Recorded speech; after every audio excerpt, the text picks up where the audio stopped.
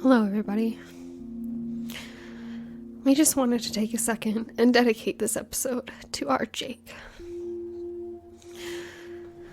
One of a kind, you could never really call Jake just a dog. He was a king, an emperor in his own mind, and he was always there for me growing up. Through all the trials and tribulations of being a teen, Jake was by my side. We would go for walks together, find our favorite lookout, and sit there for what felt like hours sometimes. Jake proudly perched beside me. When I was angry and frustrated with the world, Jake would be frustrated with me, and those big googly eyes of his would look at me, and I knew he always understood.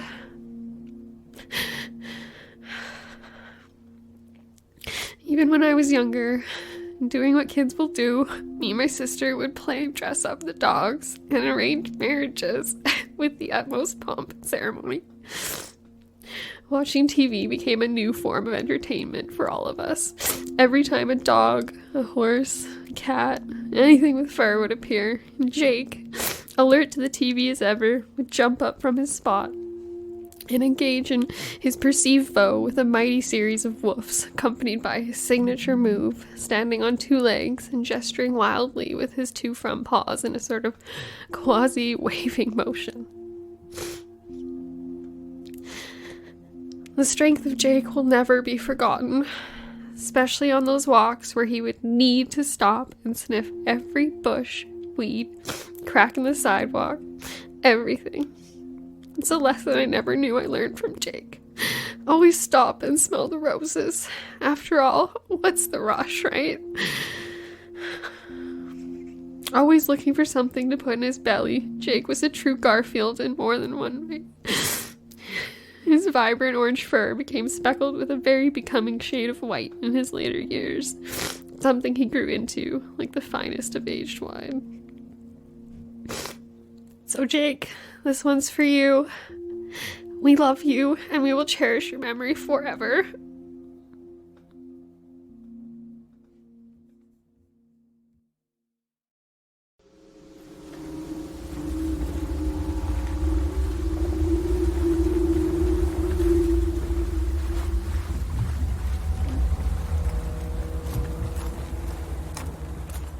There is a place on Earth where things just disappear, where inexplicable events occur, and where the vanished never return.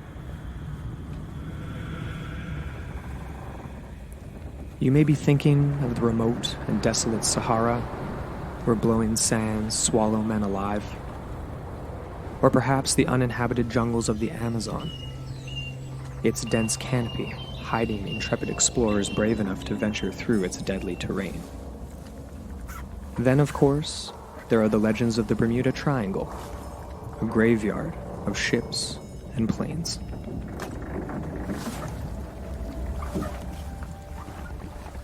However, there is another place where, unlike the desert, the jungle, or the expanses of the ocean, to vanish is inconceivable.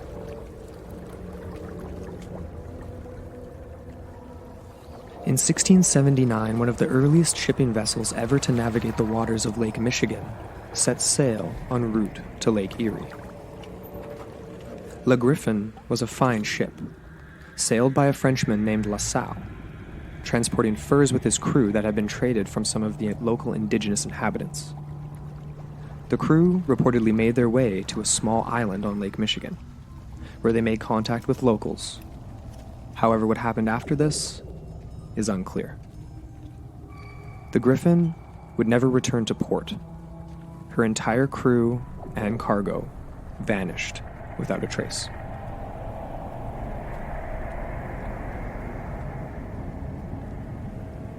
This began a trend over the centuries where thousands and thousands of seaworthy vessels have met their demise, many returning later on to roam the Great Lakes as ghost ships. But what could possibly be the reason for so many wrecks and disappearances? And more importantly, how can some be lost forever without a trace in freshwater lakes?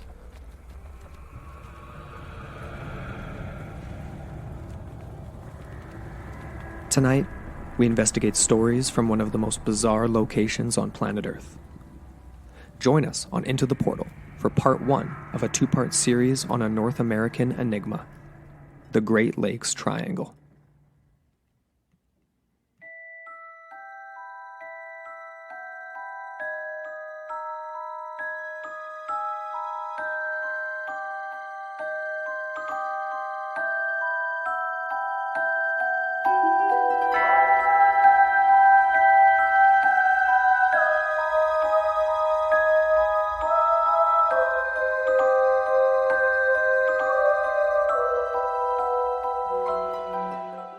Hello, and welcome back into the portal. I'm Amber Ray. And I'm Andrew McKay. Hey, everybody. We're back. Here we are again. Yep. Another week. Another week, just the two of us. Just the two of us this time. Nothing special for you guys. Well, no. It is something special.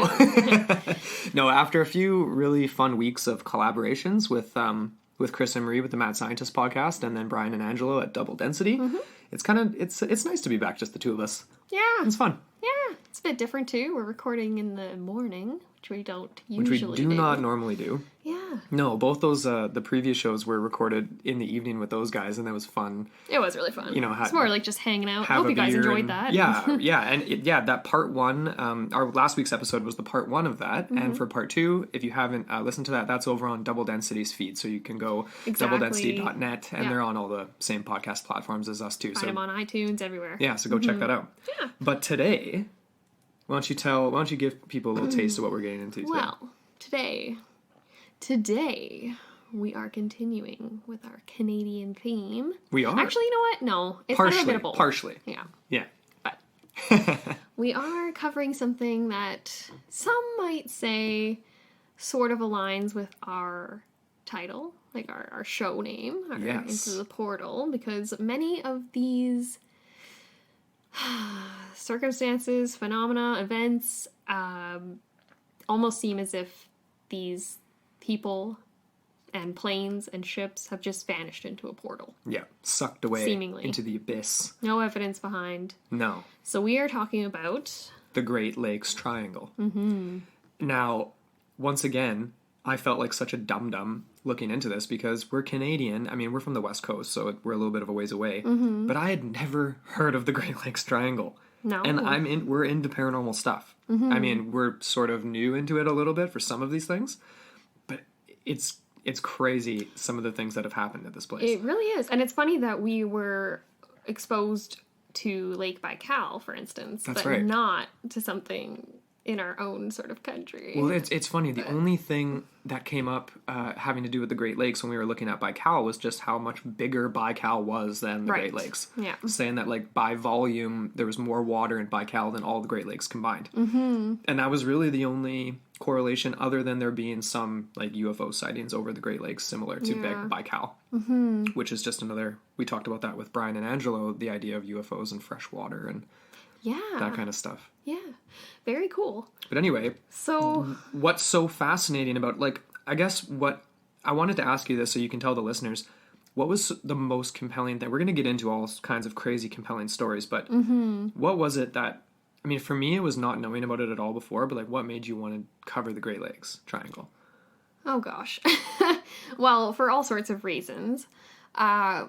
Basically diving into some documentaries, discovering some of the more mysterious circumstances. Yeah. Just the sheer suddenness of these disappearances, the lack of distress signals.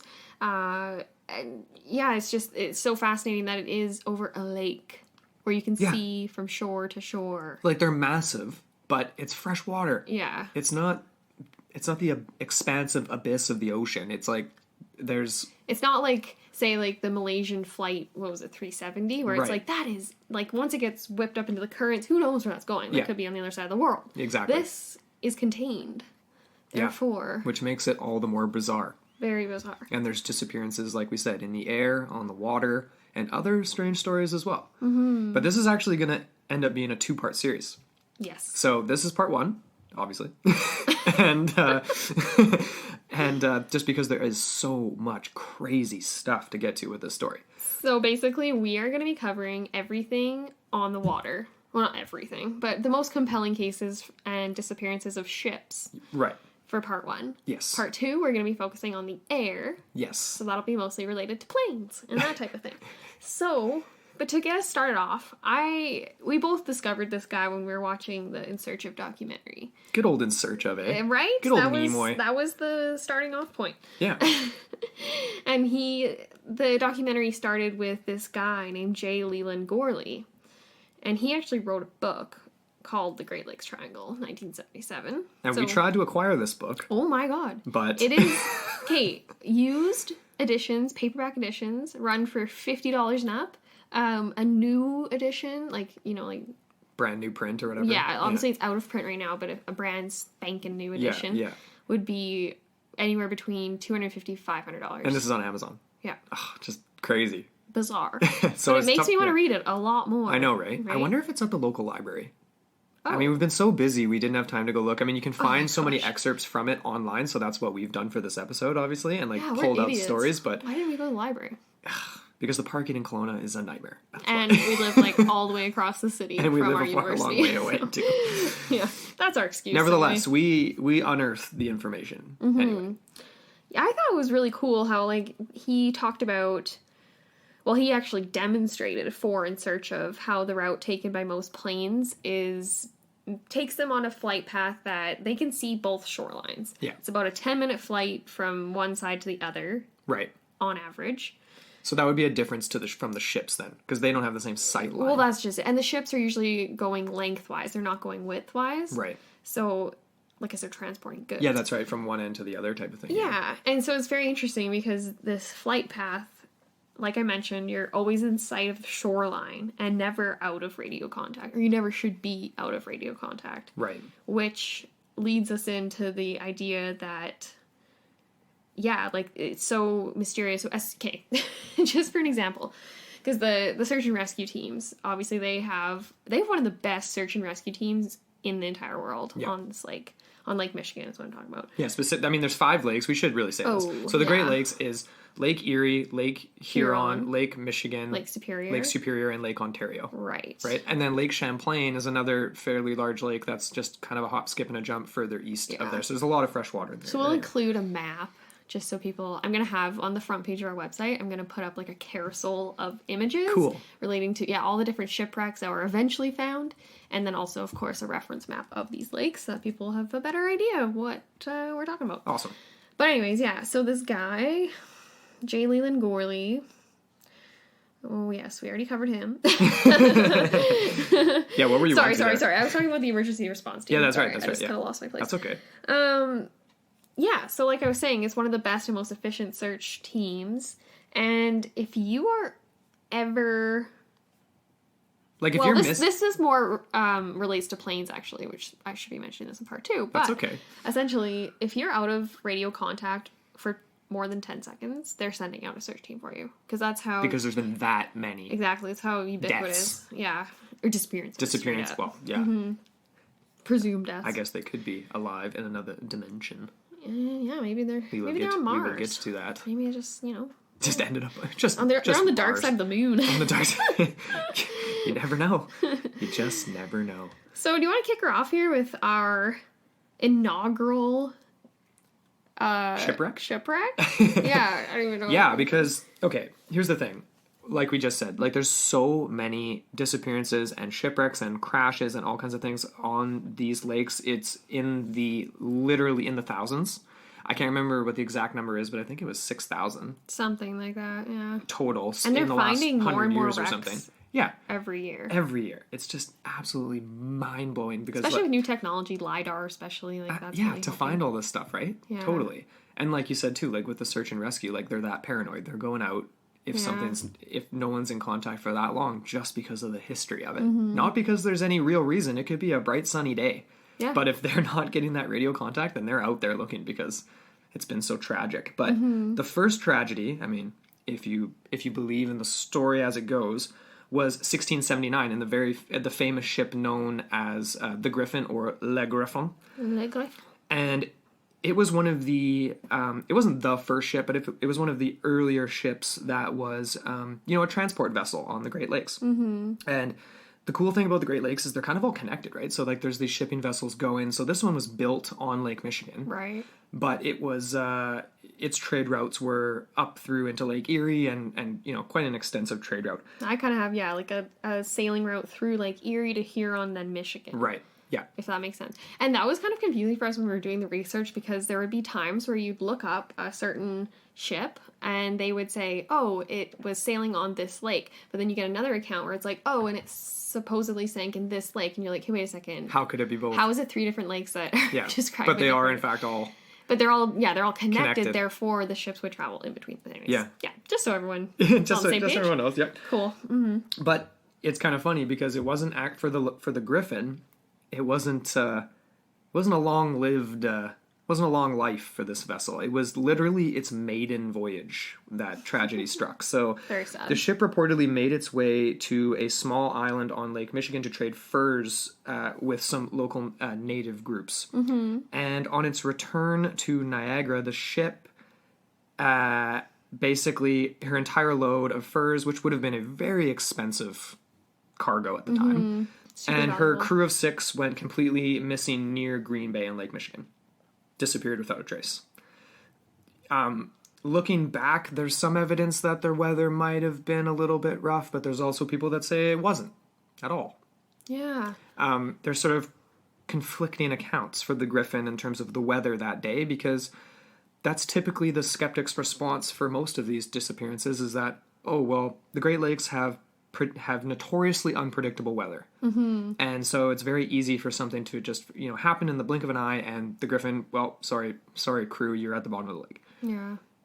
But there's so much mystery to this, though, because nothing was ever found until a couple things kind of surfaced later on. This is kind of the more interesting one because it has not been recovered at all. Right. Like some of these ships we'll be talking about have eventually, like it takes decades and decades and decades. And so a lot of accounts describe it as simply disappeared, never to be found, blah, blah, blah. But then it is like later on in say like the 2000s actually discovered using modern technology. Yeah. This one hasn't. Right. Nothing. So there's a lot of controversy and a lot of different claims over the years to That's it. right. But and some people say it's just because it's obviously so old and because it would have been a wooden ship. But there's wooden ships that are very, very old and their wrecks are perfectly preserved. Because of the frigid waters. Yes. And because it is freshwater. Freshwater. Mm-hmm. Yeah, exactly. Very but cool. Basically, I mean, you dug up a piece of this story that I hadn't heard where there was sort of a theory that the Griffon had been lost. Well, okay, yeah. So the idea behind that, which was sort of muddled for me at first, was the idea that this guy LaSalle, who he commissioned the building of the Griffon, it was his almost like, not a privateering, but he was funding himself. He actually didn't have any money from the crown, so therefore he was funding his exploration because his ultimate goal was to find a Northwest Passage to China through Canada. So he was hoping the Great Lakes would lead him through to that. And so the building of the Griffon was his way to fund this. So he was using the fur trade, the very lucrative fur trade, to fund his further expeditions. I see. So anyway, so the story goes that he was on the boat on the way to the island where the trading occurred. And then he actually disembarked and went further into the interior, trying to, like, he's just exploring away. Right. And then the ship and the crew, this is the crew of 6, returned. They went back to Niagara, but along the way, that's where they disappeared. And the one account goes that many months after the Griffon was lost, a village along the Great Lakes was visited by a neighboring tribe, it was only described as a tribe that had Frenchmen captives. So I'm assuming this is a native tribe. Obviously, it has to be, what I'm obviously. assuming. And these Frenchmen captives had with them explosives and furs, both of which were items that the Griffon had been transporting.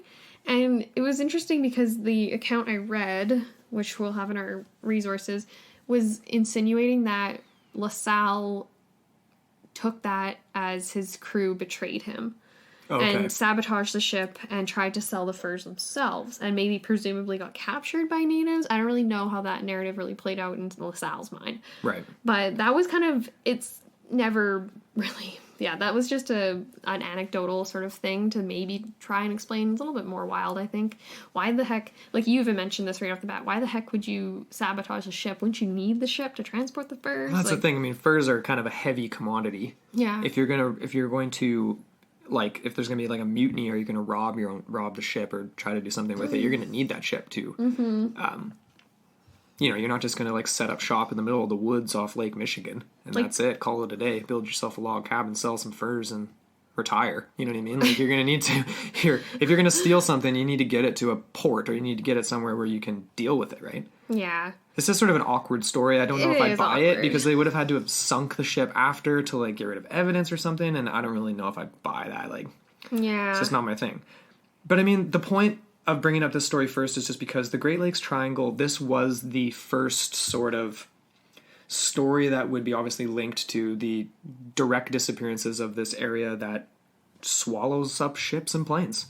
And like we said, we're going to post maps, but just to give a verbal idea, it's basically the triangle. I mean, it's massive. So basically, the tip of the triangle, isosceles-like triangle shape, roughly, is on the northwest shores of Lake Superior. And then the two lines come down, obviously, to make the either sides of the triangle on the furthest south point of Lake Michigan, and then on the other side out east of Lake Ontario. So it's massive. It's not just like it kind of crosses over parts of the lakes. It literally, the lakes are completely in the middle of this area that's become known as the Great Lakes Triangle, and the Griffon was the first unfortunate. The first, and still to this day, one of the last undiscovered, leading many to call it the white whale of the Great Lakes. And this is interesting too, because like I mentioned, there has been over 22 claims made over the years, none of which have been substantiated thus far, a lot have been debunked. There was this really interesting account I came across, I'm not sure if you did too, Andrew, but it basically was from the 1890s, a man named Albert Cullis. He's the lighthouse manager of Manitoulin Island of the time, and he discovered a watch chain buried around a tree. And along with this watch chain, he dug a little further and found the 17th century copper and brass tokens. Interesting. So, yeah, it fits with the timeline. And then later on, he ended up discovering 2 caves around his island. This is all in the same as Manitoulin Island. Right. And he also found a total of 6 skeletons. And more 17th century artifacts, including tokens and tools that would have been used on board.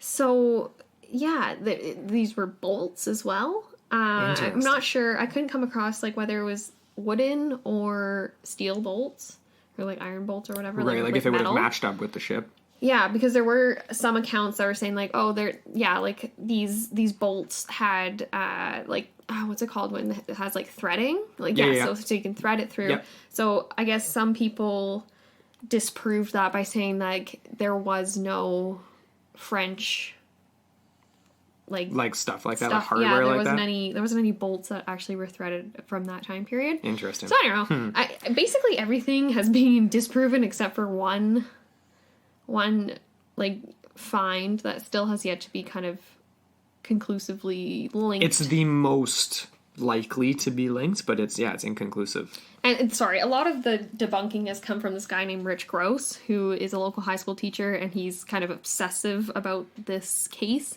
In particular, he's been collecting data since the 1970s, and he actually recreated the entire 3,300 kilometer journey that LaSalle and his crew took from Montreal to the mouth of the Mississippi in their search for the Northwest Passage. Pretty crazy. It literally took him, I think it was close to 10 months, and he did it, like, he started off in June and went all the way to, like, April. Crazy. So he went through the winter months. Like, that would be brutal. Took a sabbatical from teaching, I guess. I guess so, yeah. And then he eventually ended up joining up with this other guy, Steve Lebert, which is the discoverer of the mast. It wasn't a mast, sorry. It was called it was a wooden beam that they deemed a bowsprit. We are not seamen. Bowsprit. We don't know our nautical. So this is the only piece of evidence linking that is from the same time period that has not been debunked as of yet. And it comes from this guy, Libert, who was a 2001 dive in which he actually swam right into the pole because he had less than 3 centimeters or 3 inches of visibility in front of his because little of the dive silt, mask. right? Yeah, and that will play into some of the theories later on. Can you imagine how spooky that would be? Like, you're diving on a and you literally shipwreck just smack into... You can't see anything. Like, that would be terrifying. The only thing that would make it more terrifying is if it was in the ocean, because then there could be some real... interesting. There still could be some real interesting. Well, there are many lake monsters. What if there's a kraken that's swallowing these things up?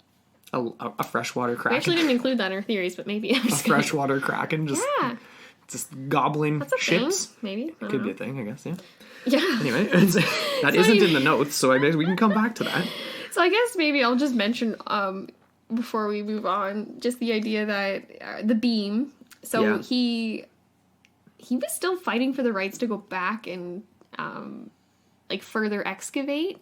It was like he was in the court systems for years. Like I saw an article, he was still fighting it in 2013. He initially discovered it in 2001, so that's pretty brutal.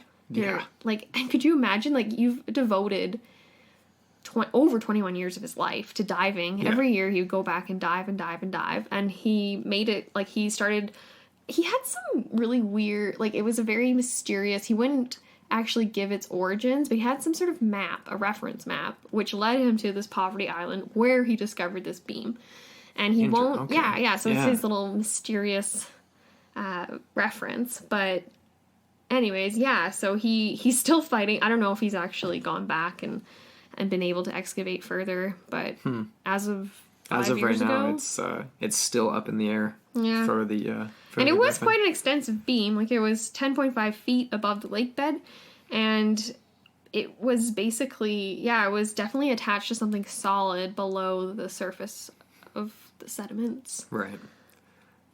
So, anyways, that's kind of the Griffon in a nutshell. That's the Griffon. The first inexplicable disappearance. Mm-hmm. I mean, inexplicable at the time, and now looking back, it's hard to describe it as inexplicable because there's so many theories, but none of them can be really conclusively proven, so it still just remains. It's one of those things where, history swallowed it up. But there was the next ship that we have, though, is even more bizarre than the Griffon.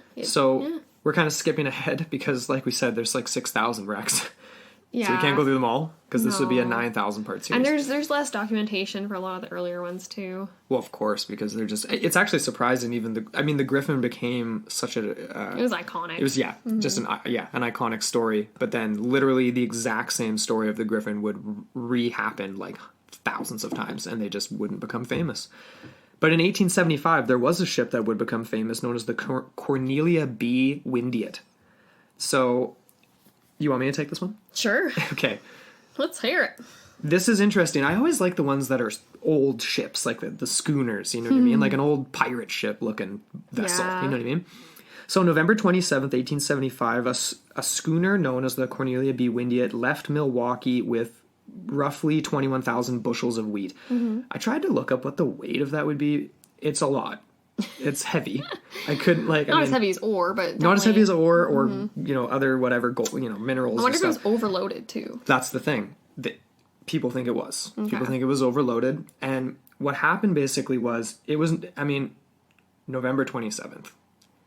Going on a journey in the winter, anywhere in the world, but especially on the Great Lakes, was a dangerous time to do that. Mm-hmm. So. This comes up again and again with lots of shipwrecks where it's kind of in the wintertime. It's in sort of, November, December, January, February kind of type thing. Mm-hmm. But they still sometimes happen in good weather. I mean, good weather does exist in those months, even though it's not, high time for shipping. But basically, this ship was supposed to be done for the season, but the owners were hurting for cash.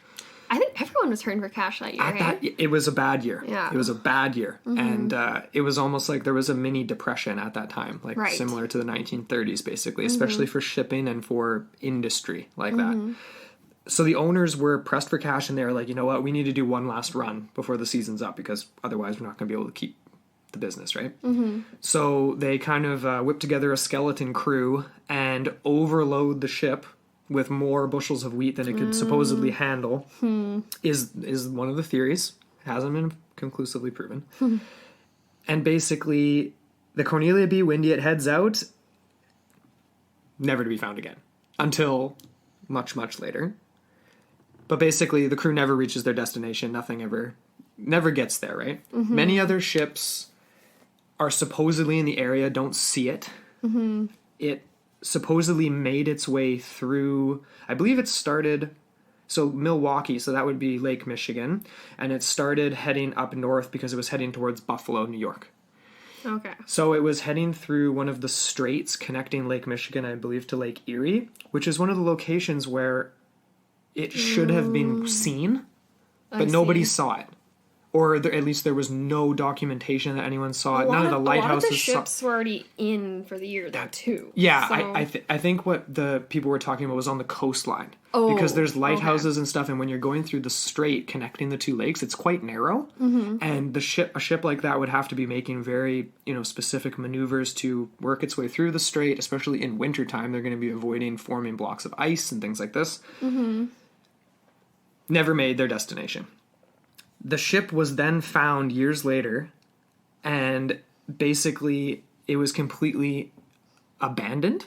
They never found any remains on board, and it was nearly completely intact. It was in mint condition. Sorry, how many years did it take them to find it? I'm trying to find that right here. One sec. Because it definitely was. So it launched in April 1874. You can still dive the wreck today. This is neat. Like, this website I'm on right now is called thunderbayrex.com. And they've got, 3D images of all the wrecks. Like, they've got this one. They've also got, a million other ones on the side here. That I'm on that one right now, too. We'll the definitely... Defiance, that looks pretty cool. We'll definitely have that in the notes because you guys should check this out. It's really, really neat because there's just so many wrecks. And you can see them. And people do this as a hobby. Like, there's diving societies on a bunch of the lakes, the Great Lakes. Yeah. And if you do the training and you can go do shipwreck dives. Not on all of them. Some of them are set aside as basically memorial sites. Ooh, this is kind of crazy here. What'd you find? Did you read this part where it was talking about how some theorize that spray from huge waves might have coated the schooner with layers of ice? Yeah. And then that would have added a crushing weight to the heavily loaded ship, which, it says here, should have been carrying about 16,000 bushels of wheat, but was actually carrying the 21,000 that you mentioned initially. Right, yeah, it was overloaded, right. That's pretty brutal. Yeah. That's kind of scary. And then basically, handling it would have become difficult and then impossible. But brutal. Here's the thing, though. There's problems with that because the ship itself was so well intact on the bottom. And if it went down with such overloaded weight, and if it was getting hit with waves that were icing the surface and it sank quickly, or relatively quickly, then there would have been more damage to the hull when it hit the bottom. That's, And it sank 138 feet, 42 meters. That's the wreck length. Sorry, the depth is 180 feet. That's a decent distance from the surface. If it's a heavily loaded ship, there should have been more damage to the hull. Yeah. And there isn't. And it even says here, too, it just says, this is very bizarre, but thousands of bushels of wheat lie protected still in the sealed cargo holds. And there's things like a stool is intact and a table are visible through the deck windows. You can peer in and it's a stool.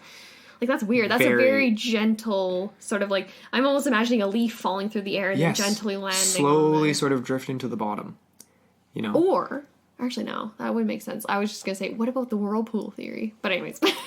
There's a lot of theories. I mean, we're getting into some of them at the end for these shipwrecks, but it's just another very spooky thing because, it was dangerous, potentially dangerous weather. It was a bad time of year for sailing. There was no human remains on the vessel.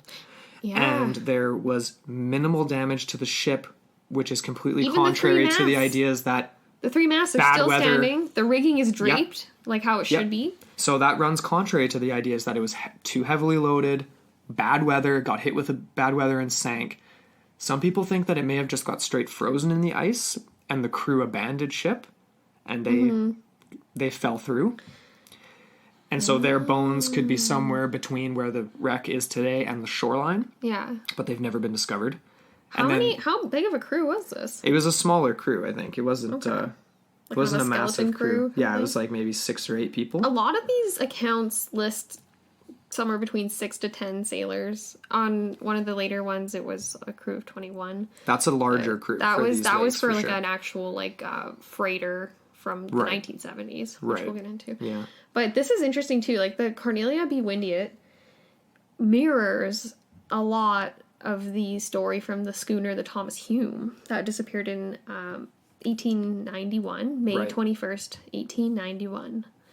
And it wasn't carrying wheat. It was carrying... Actually, no, it wasn't carrying anything. It was sailing empty. It was going to pick up a load of lumber from Michigan. Yep. Sailing empty from Chicago, heading towards Michigan. A crew of 7 sailors, including the captain. And it was basically very similar circumstances to what you were just talking about. Like, where it's like, oh, it could have been a bit of spotty weather, but that's never been actually confirmed. Okay. And it's very bizarre because it essentially disappeared without a trace. Right. With no wreckage recovered. So this one never had any wreckage recovered. Okay. Back up. Hold on. No wreckage recovered at the time. Okay. At the time. Okay. Which was bizarre because this is a wooden ship. And when a wooden ship goes down, usually you're going to have stuff floating. Like stuff. Pieces of lumber and whatever else. And yeah, so obviously the theory that it was overloaded is not the case with this one because it was empty. But basically it was very interesting. The main theories involve the idea this is hilarious. It's basically like, okay, so the captain... Some theorize the captain repainted and renamed the ship and then basically just sailed away into the sunset and just... Well, what happened to the 7... What do you mean? Right? Others believe that a much larger steamer might have run down the schooner and then the captain of the steamer swore his crew to secrecy. So, yeah. Just like... Why, though? Why would you do that? Because they don't want to go to jail. I don't know. No, but why... You mean like it was an accident? Like they accidentally rammed them and they were like, oh, no. And then they went down. Oh, no, Mr. Bill. You would think, well, I guess they don't really have distress, like, they don't have radio in those days, so they wouldn't be able to actually they had the radio out. They had the white flag. But it, again, is bizarre because this wreck was eventually recovered. This was in 2010 as a result of surveying. I think they might have been actually trying to recover a plane, and they stumbled across this. Mm. And it was found completely right side up. Very similar circumstances to, like, as far as preservation and the intactness of the hull. Yeah, and to the Cornelia. Exactly. So it makes you wonder, like... how exactly it got to the bottom of that lake. Oh, yeah. You know, it's... mysterious. Yeah, I mean, just to kind of, like, pepper in the paranormal here is as if we're not doing enough of that. The point of like no crew left on the Cornelia B. Windiet, you know, the same sort of idea with the 1891 Thomas Hume, really well intact. Slightly different time of year, obviously. Like May 21st, you're gonna have a lot better weather and things like that. Who knows though? It's spring, but you never know. The winds. They're notoriously unpredictable weather on the Great Lakes. Mm-hmm. But just the missing people and the preservation makes me think about like abductions. I mean, and we'll get into that at the end, right? But it just makes you think about something like these people are disappearing. Yeah. The ships remain, but everything else disappears. Exactly.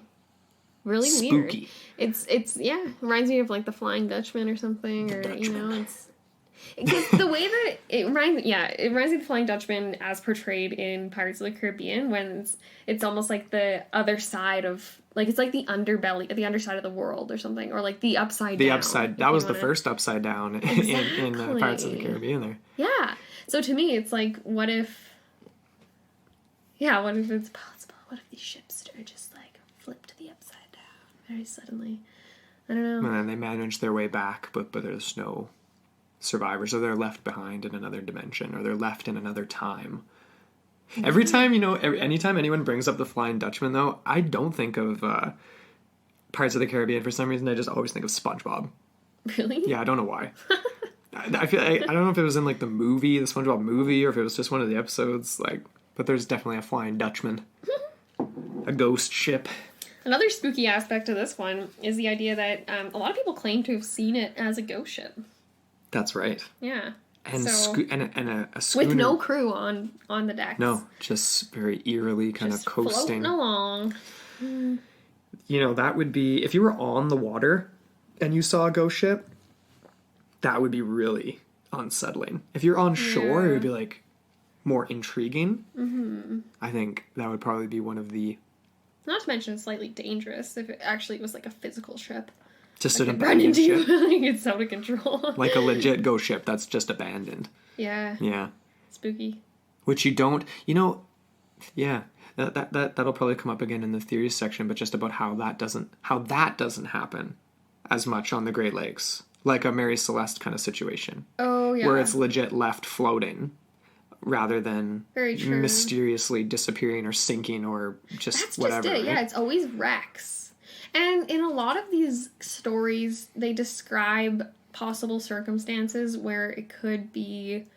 Like, there's, like, reefs in these lakes, like around, like, they line islands, so some sailors too were relying on maps that were actually out of date, and they didn't properly convey all the dangers and all the shallow waters and things like that. Right. So that's another thing to account for as well, especially in this next case we have, which was in 1927, and that was another... Well, this was actually the first case of a couple cases where we see two ships traveling in tandem. And it was in stormy weather. It was these two ships. One was a freighter called the Quadock, and the other was called the Kamloops. And again, we're in the winter season. This is December 6th, 1927. Okay. So, the Quadock was the leading ship. And it apparently, on its way, encountered these jagged rocks. And... Okay, so this was from... I actually don't have the name of the... What are you trying to find? Island. There are a lot of little tiny weenies. islands in these lakes, for sure. Yeah. But anyways, so the Quadock encountered it. They were having some radio communication issues. There was fog, and at one point... The Quadock lost communication with the trailing Kamloops when it was sort of roughly heading in that direction. But there was never any distress radio from the Kamloops. And this is 1927, so they do have radio. So... Right. Well, there was no distress very, radio. very mysterious. And and I read into it a bit more, and like the Quadock, the trailing Kamloops was heading towards the rocks. The Quadock tried to warn them. They were they were firing their horn and being like, trying to get a hold of them over the radio. Mm-hmm. And before they were really concerned and kind of, firing the horn to try to get a hold of them, they did receive one radio transmission from the captain just saying that they were good. Like, they were just everything's okay. But this was before they were approaching the rocks, and then the Quadock was like, you know what? Doesn't look like they can see it because of the heavy fog. Okay. And they tried to warn them, weren't able to get a hold of them.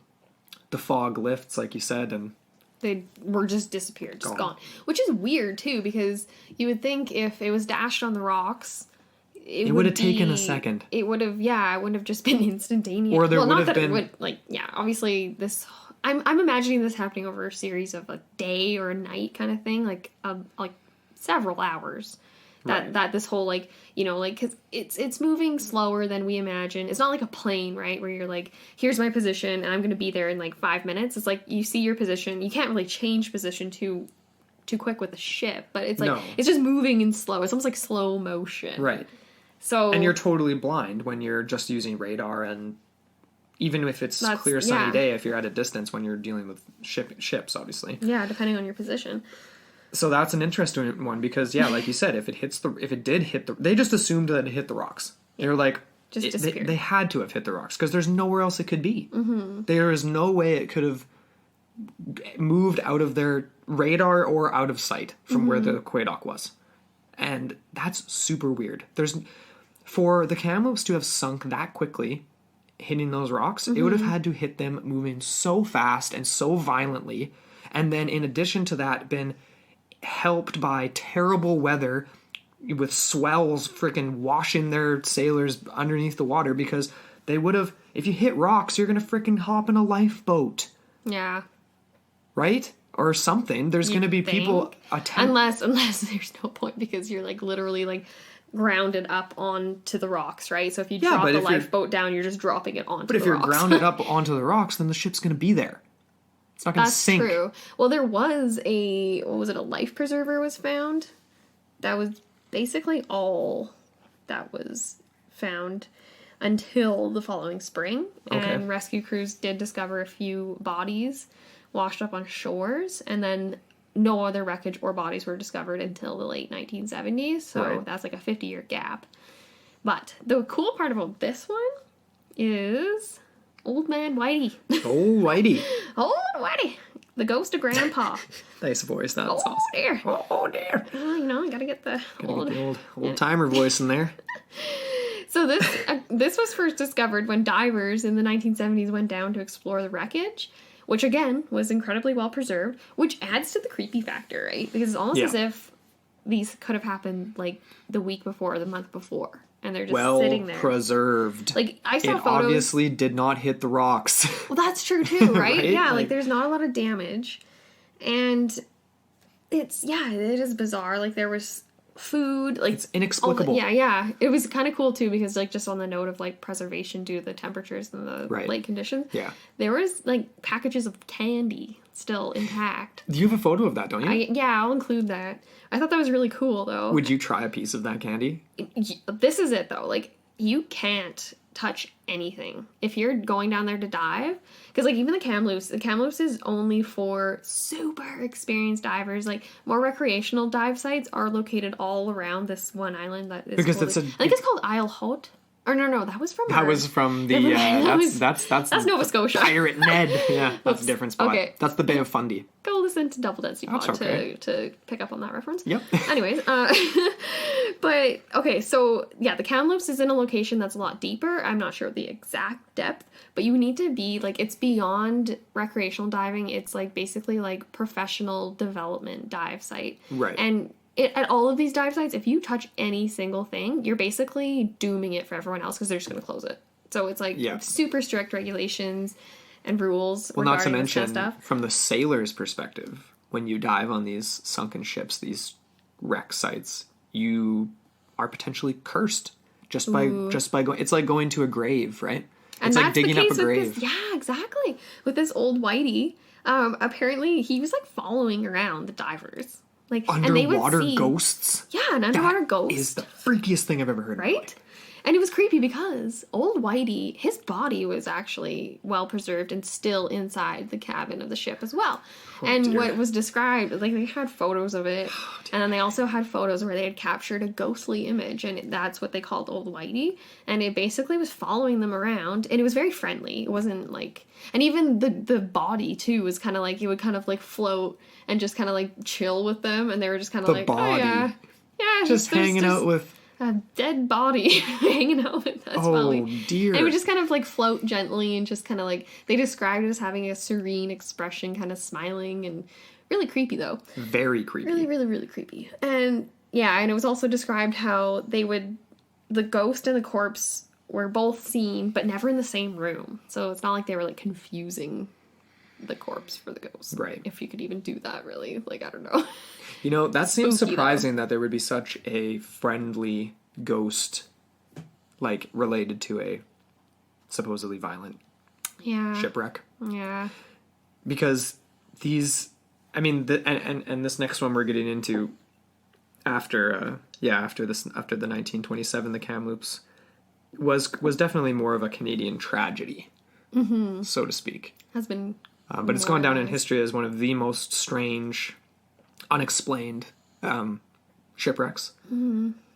But it's definitely, arguably, the most famous on all the Great Lakes, other than the Griffon. Other than the Griffon, because this one is within the last 40 years. Yeah. So yeah, do you want to dive into that one next? Sure. So 1975 was the tragic sinking of the Edmund Fitzgerald, which was a freighter. Mm-hmm. It had a relatively small crew, but it was carrying ore, right? Or coal? It was iron ore pellets. Okay, iron ore pellets. And it was overloaded by about 5 tons. Right, and they determined that after, obviously. as a potential reason for the wreck. But basically, this is how the story goes. So 1975, once again, the ship is out in November, but Traveling in tandem. Traveling in tandem with another ship known as the Arthur M. Anderson. And the Arthur M. Anderson wouldn't sink that day. So traveling in tandem across Lake Michigan to Lake Huron, the ships were always in sight of one another. Mm-hmm. And I don't know if that's actually just because they were traveling together or if that was like a safety thing. I wonder. I'm thinking it probably was a safety thing as well.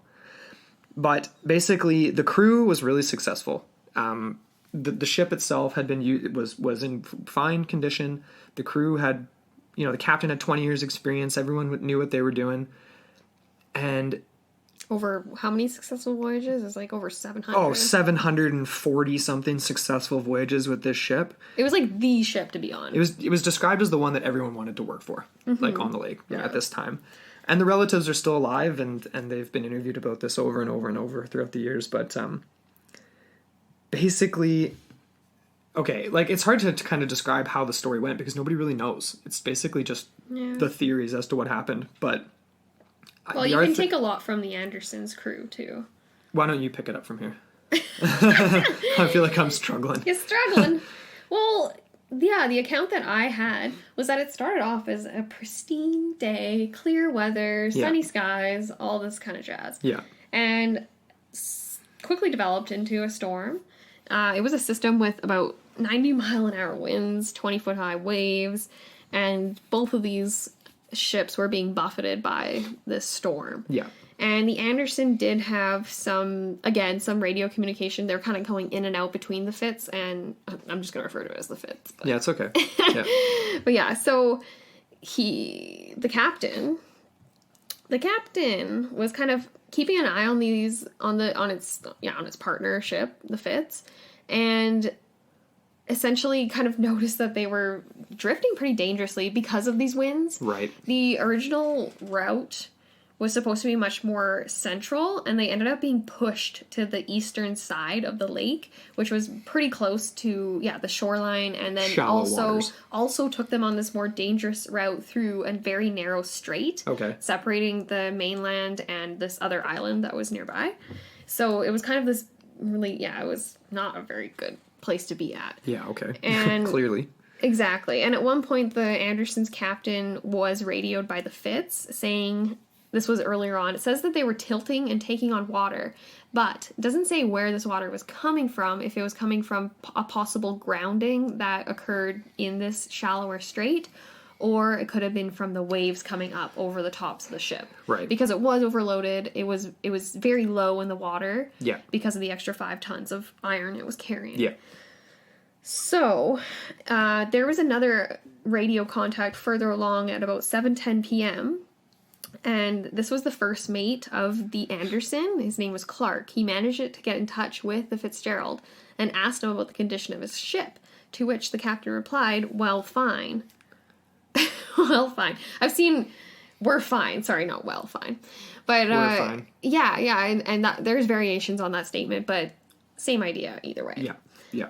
There is an alternative version to this where there's snow that was described. I don't really buy into this version. It just says basically that there was a sudden snow flurry that came up, so I guess a different type of storm, and then it just obscured the view of the Fitz from the trailing Anderson, and by the time the Fitzgerald disappeared, it lifted up, and that was kind of that's a little bit more of a glossed over version, I think. Yeah, yeah. And that was from In Search Of. It was just more of a, Right.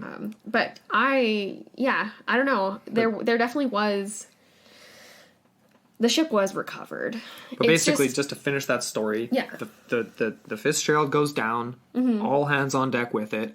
Very suddenly. Very suddenly. Yeah. Very violently. Very violently. But, this is one of the main differences too, right? Because this ship, when they went and actually surveyed it at the bottom of the lake, they noticed that it had a ton of damage to the middle section. Yeah. And that could maybe be explained by the trajectory of the ship as it careened down and then hit the floor of the lake. Right. And then it's kind of just like, because obviously... The weight of the load crushed the weight would have been pushed to the front. Like an and then accordion. Yeah, exactly. So it would have it would have nosedived a little bit and then just kind of crunched along and just kind of like, just...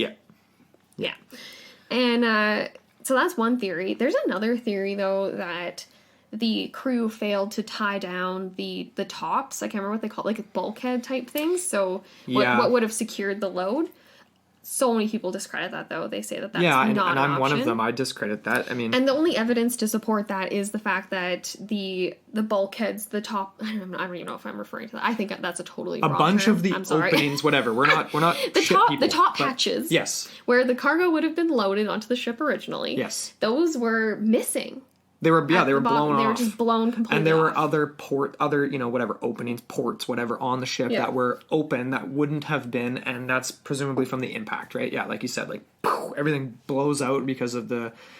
It's like you wouldn't think that something sinking underwater would hit at such a great rate of speed and such impact, but it's like the sheer weight of this vessel is just so much. It's like, however many, like the load itself was how many tons again? It was 5 tons overweight. But it was like almost 26 tons. Yeah, plus you've got the weight of the ship itself. It's a massive ship. So it's enormous. Now, and do you want to get into theories about the Fitzgerald right now, or did you want to save that for the end? Because the thing with the Fitzgerald... Sorry, what were you going to say? Should we? Just go on with your thought. I mean, yeah, like you said, it's like... The weird thing about the Fitzgerald is that... One, Oh no, I'm losing my train of thought now. Now I'm on to the Jacques Cousteau section of my notes here. That's okay. Now, I just would like to briefly cover this before we move on to... Sure. Yeah, okay. Just the idea that it probably was a combination of circumstances for the Fitzgerald. Right. My prevailing theory, and a lot of other prevailing theories like that people have, is the idea that it was a combination of a shift in the path, the ship's path, leading to a grounding off in shallower waters in that strait, which would have resulted in a slow uptake of water through the bottom of the ship that might not have been detected for hours at first. Right. And then by that point... Oh, and the other part of that is that the captain could have actually, in his mind, justified the buffeting and scraping of the bottom of the ship to just the storm. Right. And the displacement of water caused by the storm. Because maybe if it was calm waters, there wouldn't be the rocking and buffeting and then potentially the contact with the bottom of the lake. Right, that makes sense. So, anyways, so then moving on, so this is a few hours after it's sort of moved through that strait, and then you get these massive, the 90-mile-an-hour winds, you get 20-plus foot high waves, and then essentially what happens is it just nosedives. On the graphic that we had was basically... It would have been pushed over by a massive wave and then just nosedive from there. Yeah. Mm-hmm. Yeah. That's kind of where I feel it's the most logical. Yeah, it is. But it's like, at the same time, you've got the Arthur M. Anderson, who's not that much further ahead, makes it to their final destination scot-free. Out of sheer luck. And that's just Maybe. it, though. So it's like, it's not a question of whether or not that didn't happen. Like, I'm with you. I think that's probably the most likely explanation. Mm-hmm. But what makes it so fascinating in relation to this Great Lakes Triangle is there was another ship just like it right up ahead that makes it off, like I said, totally fine. And yet there's these microcosm anomalies of just sheer, like, the craziest weather, giant waves, or... stuff just all of a sudden... Because this is a massive ship being piloted by an experienced crew. A freighter. Something you see on the ocean. Yeah, it's massive. For something to be sunk by a wave in a lake, it would have to be a tsunami proportion wave, right? And people Unless think the ship's already compromised. Unless it's already compromised, which it could have been because of the extra weight or whatever, right? But then the weird thing is like they would have had to, like, if they ran aground a little bit, if they were pushed off course and were in a shallow section of water... How could you have not known?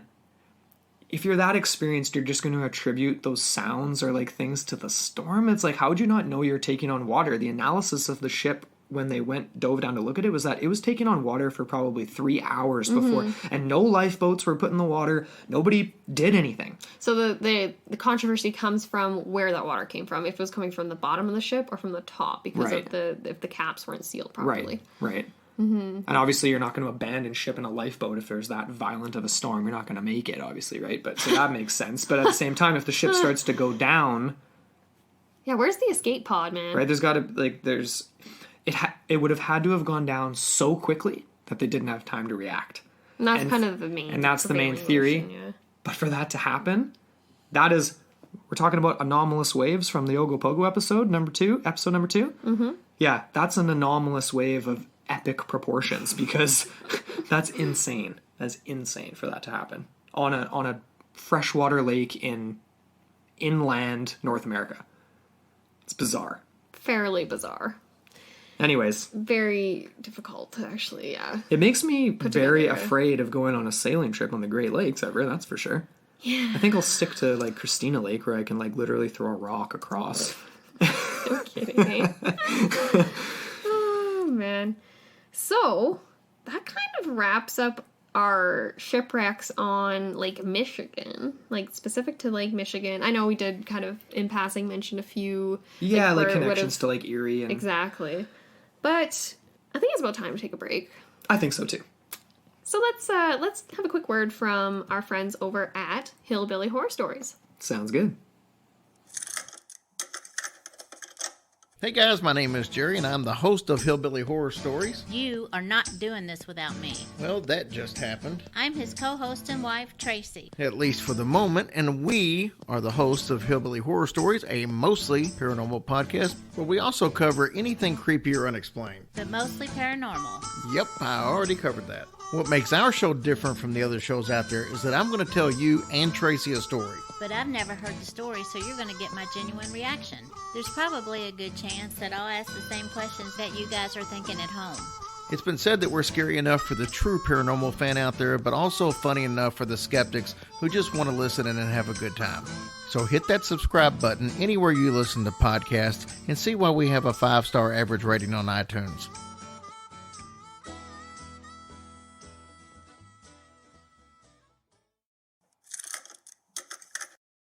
And we're back. Yeah. So make sure you go check out those hillbillies over there. We love those guys. It's such a great show. It is really fun. Great laughs, but tons of awesome paranormal stuff too. So yeah, go check out Hillbilly Horror Stories. I'm stumbling over my words today, but anyway, so we're kind of we're not at the end yet, but we're slowly moving towards the end of part 1 here. But we have an interesting missing persons case related to the Great Lakes Triangle, and you could argue even the miniature Lake Michigan Triangle that is within the Great Lakes Triangle. Yeah. Did we mention that earlier? I can't even remember. We did. Yeah. Yeah, well, you started off, you covered the triangular the points shape, the rough. Just of Lake Michigan. Because there is another map, and we'll include this too in our little carousel of awesome photos. So you guys have lots of references. Yeah. Things like, like the idea that the Great Lakes, like there's a triangle extending over the entire... all of them. So. Excuse me. So anyways, multiple triangles. There's so many triangles, man. So many. It's not a bowl. It's not. It's not a. The universe is like the human hand. You got Sector 8. Okay. Anyway. We're gonna move on here. All right. Do you want to talk about? I feel like you pulled out more Captain Donner? info on this dude. It's not exact. I don't have like. I only heard like a crazy blurb like forever ago, and I was like, I honestly attribute it to the like Hudson's Bay / like Arctic for whatever reason. I don't know why. Maybe because I thought Donner was searching for. Oh, okay, like searching for Northwest something. Passage. Gotcha. But sorry, I had that totally wrong. Yeah, and you didn't have it wrong. I think like when I Googled Captain George R. Donner, like there's lots of cases that are very similar to this. And I mean, you could even argue that like the Mary Celeste ghost ship is a similar sort of case to this because the ship itself is fine, but the people are gone, where this is just one person, but it's the same sort of idea. Yeah. But basically, the bizarre case of Captain George R. Donner, one of the most unique of the triangle cases. So it was April 28th, 1937, when Captain Donner mysteriously vanished from the cabin of his ship. Mm-hmm. So, after guiding it through icy waters with his crew on a very successful trip, the captain went to his cabin for a rest. And he's like, not enough work for today. Let me give the cup a rest. but so it was believed to be, a few hours later when there was some, captainly duties to be done. And I don't know what those would be. What the crew member was going to alert him to is that they were coming into port. Okay, right. Mm-hmm. Yeah, well, you might want to be awake for that. Might want to be. Might need to be awake for that. Anyway, so they go to wake him up, or get him, or whatever, and there's no answer. They're knocking on the door. The door's locked. Can't get any response. So eventually they have to break the door on. So they break in the door. The cabin is completely empty. The port window on... You mean like there's no furniture in there either? It's been gutted, man. There's nothing. He was robbed. Got robbed blind. No, the furniture was there. Okay. Captain Donner's nowhere to be seen. The porthole window sort of thing was closed as well. And there was no reason for him to be gone. There was no, open bottle of liquor on his desk or whatever. Like he was drinking himself into like oblivion, committing suicide or something, and like drowning himself or something like that or whatever. But the door was locked from the inside. And somehow, some way, Captain Donner disappeared, and to this day remains unsolved. The body was never found. Nobody ever found him. Nobody knows what happened to him. What? Bizarre. Who was this? Who was this guy? Who was this Captain Donner? Well, he seems like a mysterious figure. Like, I honestly didn't come up with much information on this dude. He's kind of a ghost. Yeah. What if that was an alias? What if he was actually like some sort of crazy like war criminal or not war criminal, but just criminal in general? No. He so Captain George R. Donner, he was the freighter was called the O.M. McFarland, and the McFarland had picked up 9,800 tons of coal in Lake Erie, Pennsylvania, and it was headed west through the lakes and was bound for Port Washington in Wisconsin. And that's the story of the ship. It's like he was by all accounts, he was a reputable captain. That it made his disappearance all the more bizarre. Yeah. This Captain Donner, I don't know, man. I think he might have been an alien. You think he was an alien? I think he was an alien. We'll have to ask Rob. And it's so funny, now I'm like re-googling around because I'm like, who the hell was this guy? And all I'm coming up with is the Donner Party. Which is not what I want. What's interesting about that one, whether you believe it or not, is the idea that, like, for once, that's not a shipwreck. The ship made it in. The crew survives. But it's just this one case of this guy disappearing. And there's no other, like, mysterious, like, there's no orbs sighted or no, like, Not that I could... no not Sasquatch that on I... ship. No, yeah, just other random... Yeah, like a portal hole open, a black hole open up. What else could it be? No, and I didn't come across anything like that. It's just... it's strange because, okay, when I think about ships disappearing or people disappearing, whether it's the whole crew or whether it's one person, in the case of one person, when I'm thinking about it within the triangle, I picture it almost as if like the ship's traveling along a certain path within the triangle and makes some sort of like a turn, and like the back corner where this cabin of the captain happens to like, cross over this like this spot on the lake where literally it happened to be just that one person from the ship that ends up in another dimension or something, or just like ends up somewhere else because the rest of the crew was there. Yeah. You know what I mean? So it's like, it's easier to talk about those types of things when an entire plane goes missing or an entire crew goes missing. Mm-hmm. But one guy with the door locked on the inside is sort of changes things a little bit. It's interesting. I'm having images of that one X-Files episode pop in my head where it was what was the name of that dude? But he was a repeated alien abduction victim. And there's the one instance where they're in the plane. He's on a commercial airline just as a passenger. Yeah. And then they have this moment where basically time freezes. And he gets extracted. Yeah, exactly. He's like literally levitated on out his of the own plane. Yeah. With no other circumstances like say like the suction, like no one's sucked out of the plane because the plane door's open or whatever. Yeah. So that's what I'm kind of picturing in my head. Like, what if this Captain Donner's just like, he's like beamed out of his cabin. But I mean, we're getting into some crazy territories here, we but kind it's of like, are. But it's a crazy story. Yeah. To me, I'm actually a little bit miffed. I just don't understand why. Well, maybe he was just on low sleep, but why would the captain go to sleep when... Well, I guess maybe he's just having a quick nap. whatever. I mean, And, like, if this was during the middle of the day, like, I Taking a wonder when power they were nap, man. actually landing, like, what time. Right. Because it's almost mysterious to me, like, why would you get the ship, you're ready to go, you know you're going to be landing in less than 3 hours, so then you go for a little rest? Like, what is that? maybe the rest part is just an embellished aspect of the story. It could just be that he went to his cabin to do whatever the heck he wanted to do. Whatever, you're going... I guess. It's the captain's cabin. I It's guess not out of the yeah. ordinary for him to be in it, obviously. No matter what time of the day it is. I guess. Right? Yeah. So- I don't know. It's just weird. It's like, okay, everybody, you all finish up this, like, getting us ready to land in port.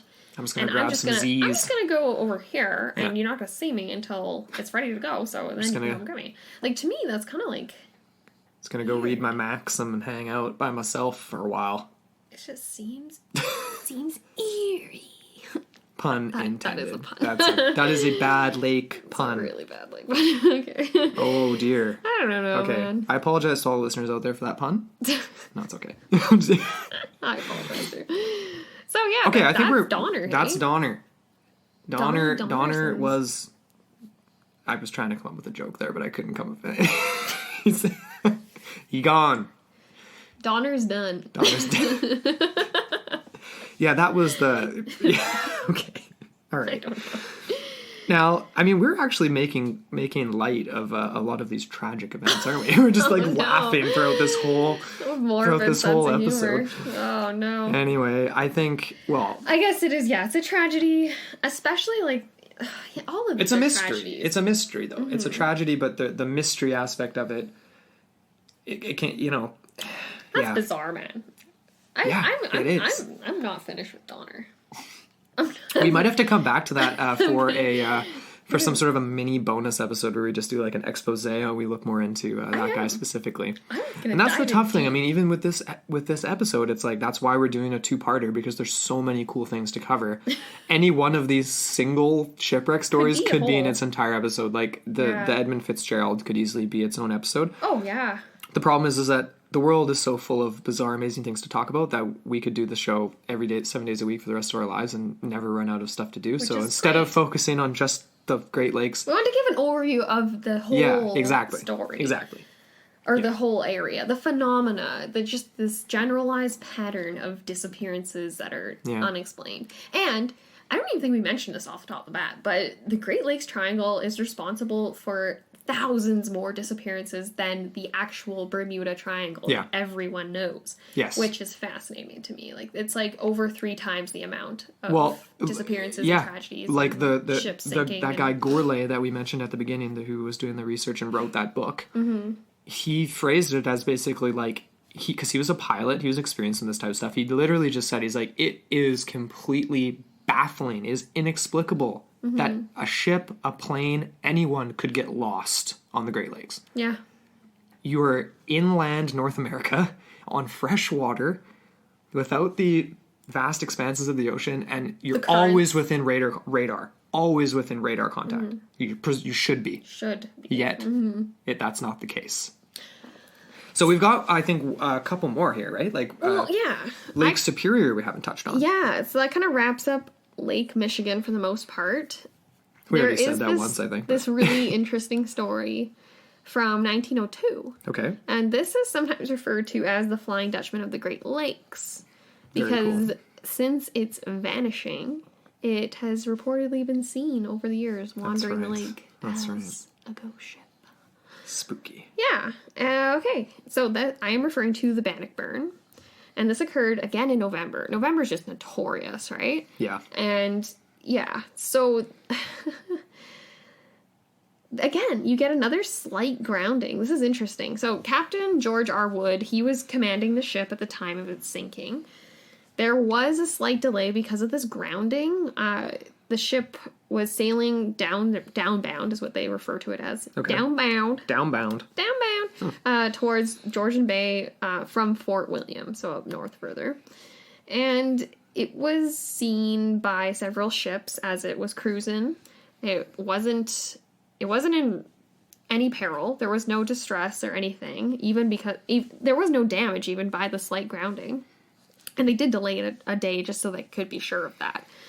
And so here, it gets passed by a nearby sailing ship called the Algonquin, which was going upbound. So they're going in opposite directions. Yeah. But yeah, it definitely had the Bannockburn in its sights from a distance of about 7 miles. And it was basically, he was doing checks on it. So every minute or so, he would go and put his binoculars up and just check their positioning and see how they were doing. Mm-hmm. And he found this, James McCaw of the captain of the Algonquin, found that her course was totally correct. Beauty, whatever. They're smooth sailing, so to speak. The story goes that the captain of the Algonquin, when he was viewing through his binoculars the Bannockburn, he just all of a sudden just lost track of her. Yeah. Just out of nowhere. And he did note her position. It was approximately 80 miles off of this point. It's called Keweenaw Point, and then 40 miles off of Isle Royale. That's the ship. That's the island that I couldn't remember the name of earlier. Okay. So that's where you see tons and tons of the shipwrecks, including the Kamloops. Right. Okay. So he lost track of the ship, and he decided to blame foggy weather for visual interruptions. Never sighted the Bannockburn ever again.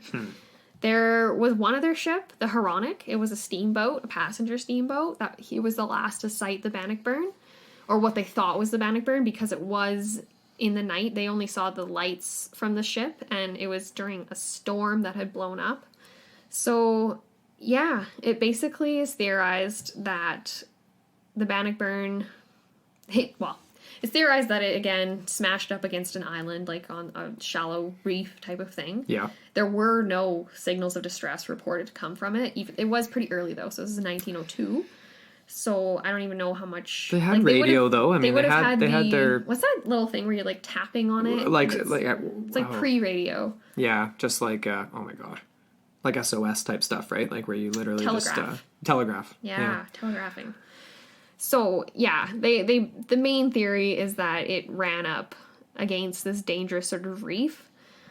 But to date, the only wreckage found is of this cork life preserver that did wash up on the shores of Caribou Island. And nothing else. And again, like, maybe it could be explained that there was no wreckage found because they could only start, presumably, I'm saying this, they could only start the search and rescue operations in the spring. So this happened in November to spring. That's about 4 or 5 months, 6 months tops. So stuff could have been washed away.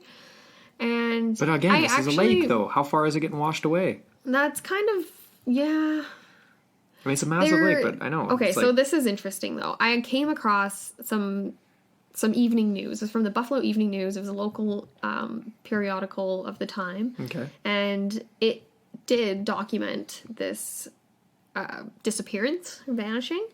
It first reported on November 28th, and it basically, it reported the sightings from the Algonquin, his account, all that stuff. But a day later, this is a quote from November 29th. It says here, a report received last night was that she, the Bannockburn, was ashore. She was ashore near Miskopiton. It seems to be without foundation. So there was a belief that it had actually docked somewhere. It was quite a number of days before people actually realized, wait a second, it's not where it's supposed to be docked. And so anyway, it says here, quote, the belief is that the steamer had met with disaster is strengthened by the fact that the steamer Rockefeller, which arrived here today, reported passing through wreckage off Standard Rock. This is supposed to be from the missing boat. The wrecking tugs Boynton and the Favorite have made a search along the north shore of Lake Superior without finding any trace of the Canadian steamer. The accepted theory is that the Bannockburn floundered in mid-lake and went down with all on board. Creepy. Yeah. And they do reference, again, this is in December, they write that the first authentic evidence bearing the fate of the steamer was this life preserver. And that's basically where it ends up. Isn't that just like the spookiest item to be found, if you think about it? Just one life preserver? Yeah. Yeah. Because of what it's used for. Yeah. And just the symbolism of it is just kind of spooky to me. Nothing else, yeah. Very tragic, though. It is. Yeah. But it's just another, it's bizarre. All hands on deck. And for all these things to happen so much more often than the Bermuda Triangle out in the ocean. Mm-hmm. And for me to never hear about it until we started researching this episode. Which probably many people listening to this will have felt the same. Like, or, if you're in the East Coast, probably a better chance you've heard of it. But out on the West Coast, I mean, man, oh man, or does it ever go to show how big Canada is? You know, because we like to think that we're, like, up to speed on stuff. But there's so much to know. There really is, yeah. Yeah. Yeah, so that kind of wrapped up the Bannockburn, like, to date. Like, there was an article from 2011? Was it 2011 that said, like, yeah, as of now, they're still just the life preserver, nothing else. Yeah, people have, like, said they thought they found it, but nothing's ever been proven. Unsubstantiated, Yeah. So, I guess to the last one... I mean, technically we have sort of 2 lakes left here, but we've got a few kind of interesting points from Lake Erie before we kind of wrap up this part 1, I guess. Which is so funny. We left the eeriest lake for last. Another dumb pun. That's another lake pun. Good. Wait, what was the first one again? There was another one just a minute ago. I can't remember what it was. I've already forgotten. Oh, good heavens. Anyway. Okay, so Lake Erie. Yeah, Lake Erie. We're sort of jumping around a little bit in terms of the dates. With because these we did accounts. want to break it up according to the lakes, and then we realized, wait a second, they're all connected, and they're all kind of talking about all of them. Whoopsies. Whoops-a-daisy. But that's okay. Mm-hmm. There were definitely, some instances on Lake Erie as well, where there was an expedition that found the remains of a ship known as the Washington, which was one of the first commercial sailing vessels to sail on the waters of Lake Erie, which sank under mysterious circumstances in 1803. And then a few years later is when they actually opened the canal connecting Albany, like New York, connecting New York to Buffalo, like that that shipping route or whatever. So that was man-made? I think it was not the waterways were connected, but it wasn't necessarily like perfect for shipping, I guess. Just wasn't wide enough? I don't know if they... Well, it's like the Panama Canal. Yeah. Erie Canal. Or maybe it would have just been like the opening, like it's just phrased that way because it just means like, well, it just became regular safe passage through that channel, right? Like it's just sort of like more the way regulated. just the way of phrasing it. Like it's not as if they literally like blew open a space with dynamite so people could sail through, you know what I mean? Be surprised. I suppose it's possible. I wonder. But this one's actually kind of interesting because it's not actually a shipwreck. Although there are shipwrecks, like I just said, on Lake Erie. There was a really famous train crash along the lake. So the Erie Railroad was built to connect New York City with Lake Erie. In the 1930s, it was shipping all kinds of different stuff for different companies along the lake. Things that weren't being shipped by schooners, and then obviously paddle wheelers and steamships began to be more popular on the lake as well. So, sorry, when was this Washington found? Just so to the Washington, backtrack to what you originally talked about. Okay, well, it sank in 1803. So when was it actually discovered then? 1990 or 1981. I have here. I don't actually know if that's correct. It's just next to it from another set of notes. I mean, most of these things were found in like the 60s, 70s, 80s, because that's when, like in the 1960s, that's when like submergible technologies were getting a lot better.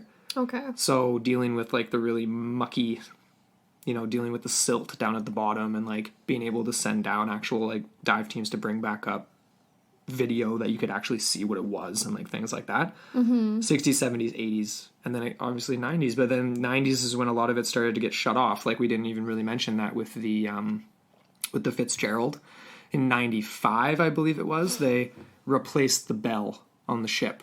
I forgot. They retreat. Yeah. So we can come back to that because the families were still alive, obviously, of these men that passed away on the on Yeah, Fitzgerald. it was 1975, so So it's not really even that long recent, ago. yeah. But in the 90s, they cut off the expeditions to the vessel, and they retrieved the ship's bell for the families to Right. set up as a memorial on shore, and then they replaced it with another bell with the inscriptions of all the crew on it. And now it's been cut off, so nobody's been back since '95 to visit the Fitzgerald, which is kind of So, okay. Sorry, Sorry, just I'm getting gonna- back to what we were talking about with Lake Erie. Is that connected? Like, was there a cutoff of expeditions too, or?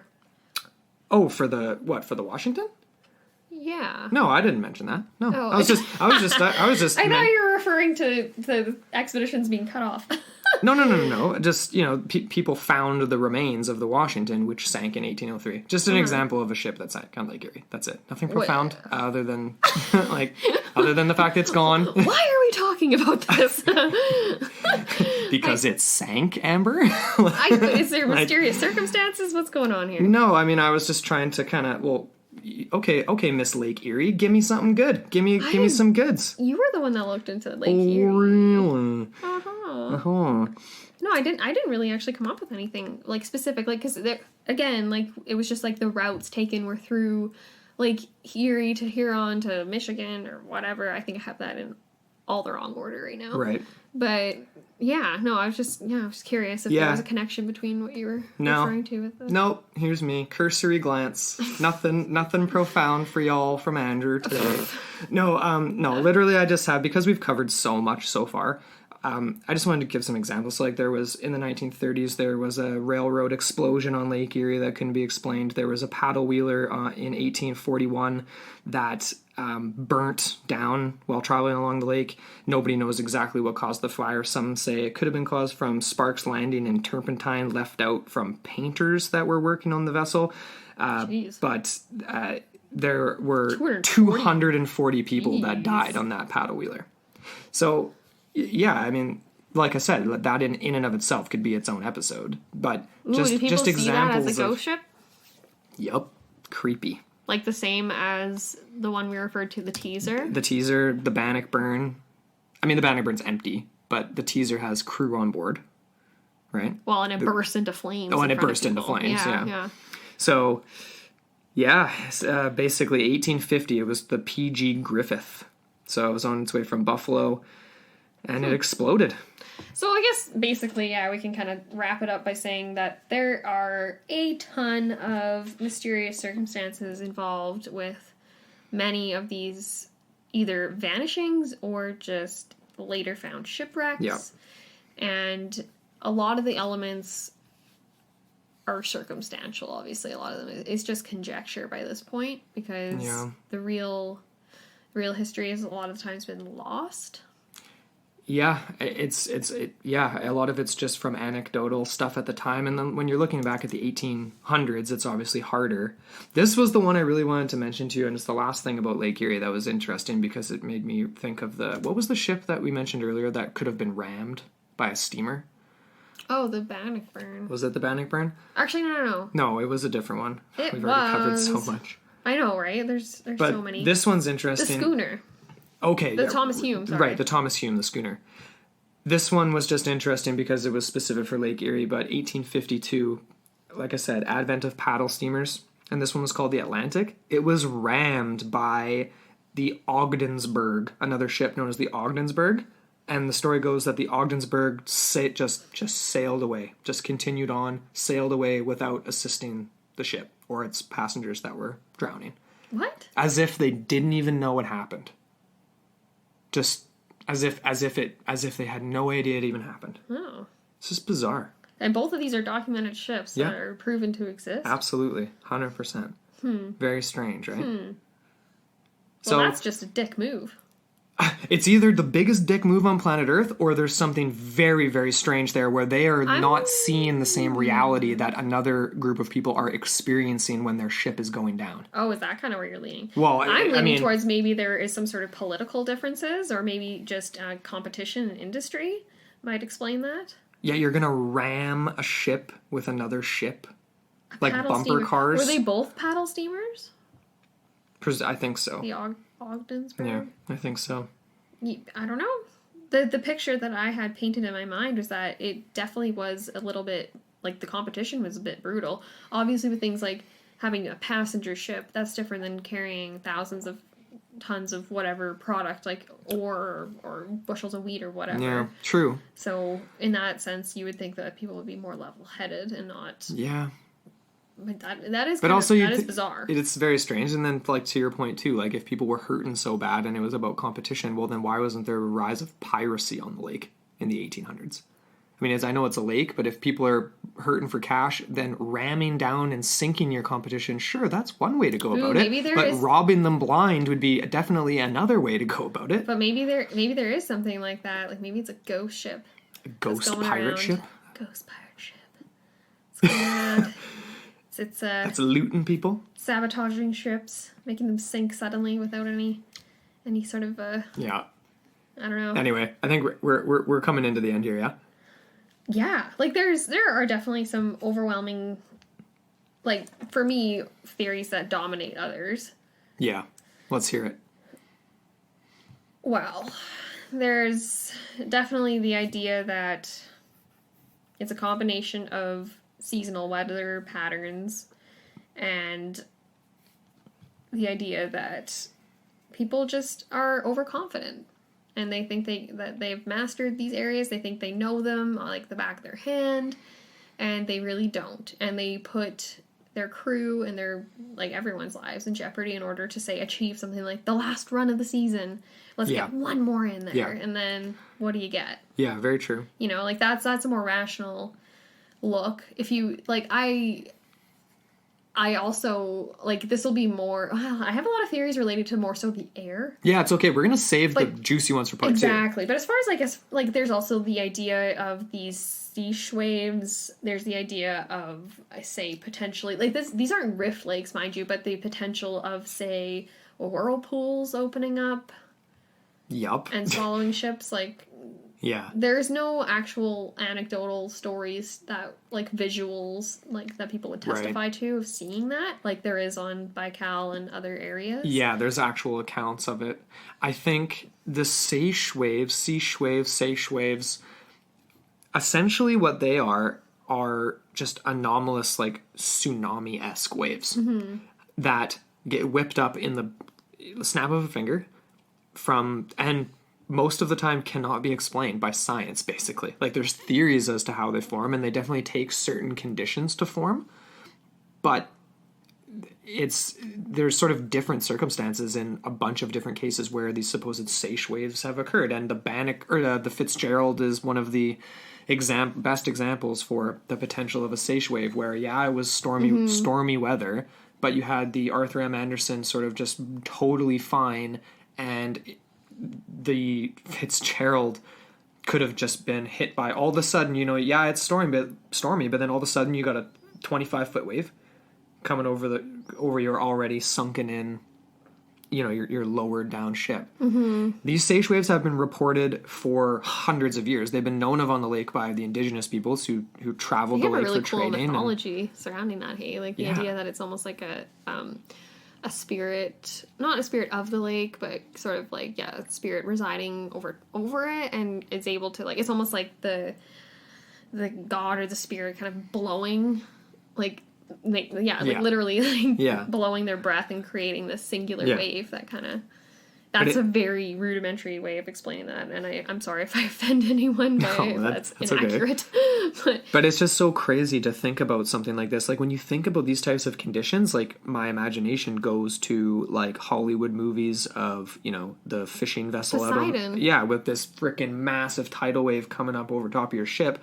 This is happening. Yeah. This is happening in Canada. This is interesting here, though. Let's just read this out here. So, the creation of a seiche wave. Mm-hmm. So when you have a storm surge, it increases the height of waves as the wind increases. Yeah. So these are often sudden and unexpected, and when combined with dramatic changes in atmospheric pressure or sudden drop in the wind speed, the storm surge can produce a seiche wave. Right. And records do show that seiche waves have occurred on all 5 of the Great Lakes. That's right. So this isn't just a myth. No, it happens. It's a thing. It's a documented phenomena. It was first scientifically documented 1689 Yeah, that was the first official So European documentation of it.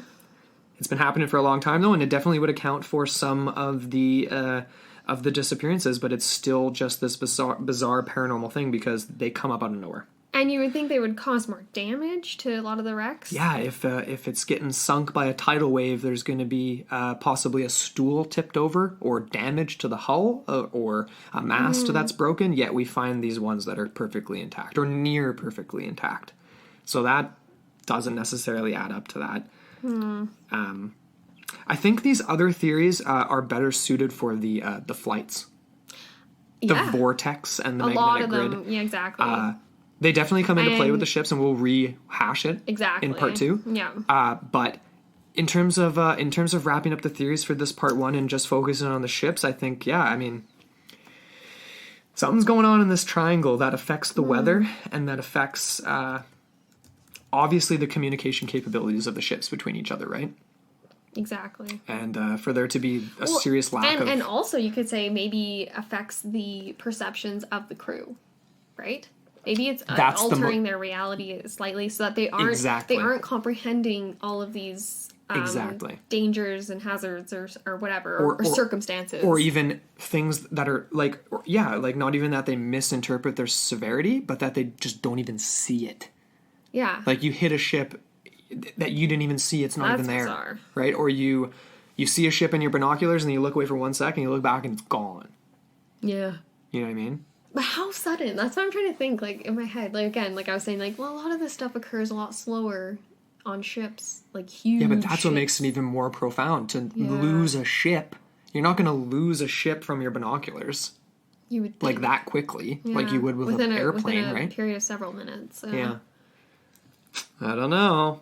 Very lots cool. of lots of fun theories prep for you guys for part 2. Yes, and we will get into all those mysteries involved in the air as well. Yes. So, thank you for listening to part 1. Yeah. We did have a few people we wanted to thank. Yes, we do. And yeah, we're slowly trying to get onto all of these different platforms that our show is posted to, and trying to get caught up with the reviews and people that have submitted stuff. And we had a few people we wanted to thank this week. I'm not gonna say this right. It's Olio. Oyo or Olo? Oyo? From Sweden? From Sweden. And we appreciated your comments saying that it's very pragmatic, great storytelling. Really appreciate that. So cool to have a review from Sweden, man. Yeah. And then we also had Troy, 1995-12 from the US. Yeah. And this was on iTunes. He says he is loving it so far. Keep up the great content. Sweet. So thank you, Troy. Thanks, Troy. Thanks to both you, Olio, as well. We do it for you guys. Honestly, it's super fun. It is super fun. And just to get real for a second, like, we are human here, and some days are better than others. Yesterday was a really hard day for whatever reason. We were supposed to record yesterday, and we were going to record yesterday, and we decided not to just because of prevailing mental circumstances. Yeah. And so again, like, this does tie into even what Bella over at Creepsville Pod was talking about in her latest episode. Like, just making sure you're in a good place mentally. Definitely. Because, like I said, we are only human, and, it makes a big difference. Like, just reading those 2 reviews lifted my spirits, Absolutely. like, exponentially, and I really just wanted to say thank you. Yeah, thanks, guys. We really appreciate it. Yeah. And that's the mentality of Into the Portal, and what we want to try to, like, convey for people who are interacting with us on social media and stuff like that, too. Like, come chat with us on Facebook, and we have a Facebook group you can join, and it's like a safe place to, like, talk about weird stuff or talk about yourself or whatever, and we're just all friends here in this community of podcasting and paranormal and myths and legends and stuff, and it's just been so awesome so far, and the response we're getting, it really just changes our days when we see it. It's pretty awesome. Yeah. And on that note, I guess we should mention that Amber and I have been working really hard. We're actually preparing a Patreon page for you guys. Yeah. We've had an amazing response to the show so far, and it's just really made us want to do even more. It's just that it takes a ton of time and a ton of research and effort to put the show together. we wouldn't have it any other way. It's totally a labor of love. We want to keep pursuing getting better at what we're doing. Yeah. Including more production and more storytelling elements. Yeah, and like more sound effects, more storytelling. Yeah. More stuff. So all of that takes a lot of time. Yeah, so we're setting up a Patreon page with some amazing bonus content for really you guys excited to come check out, like mini bonus episodes. We're going to have full-length episodes for different levels of patrons. But even at our lowest levels, like, it's really cool stuff. Like access to mini stuff, bonus content. We're going to have a live video feed up, all kinds of cool stuff. Exactly. So come join our community. We really want you to be a part of this with us, because without you, it's nothing. Absolutely. Absolutely. Yeah. So as always, do you want to just give our little... You can reach us at... Yeah, you can reach us at intotheportalmailbox@gmail.com. We are on Twitter at intotheportal1, the number 1. And then Amber's handle is AmberRay1992. And that is Amber Ray, spelled R-A-E. That's right.